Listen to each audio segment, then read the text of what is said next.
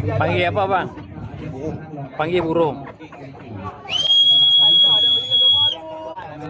Teknik panggil burung.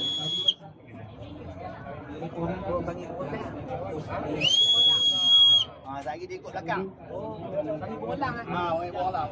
Tak WhatsApp group. WhatsApp group. Kami ada boncok pun tak mahu. Aku tak lagi bulu bolang. Dia nak beruntai letak. Abang panggil dia main depan abang. Saya kat sana. Kat pejabat dia. Pejabat.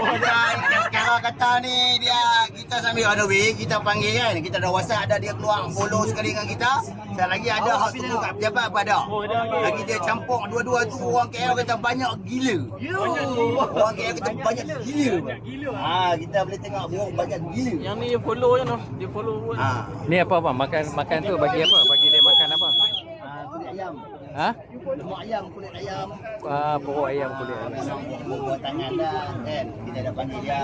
Tapi dia kata bukan senang tu. Kita nak ada WhatsApp group. Semua dia berkali. Bang ke depan ni. Ke depan. Dekat tu pejabat nanti. Pejabat. Saya ingin jumpa dengan pejabat. On the way. On the way. Jadi jangan duduk kisah sebentar. Dah WhatsApp dah semua. Ada hak tunggu kat pejabat. Ada hak tunggu sambut group kat sini. Pada. Comel-comel tak?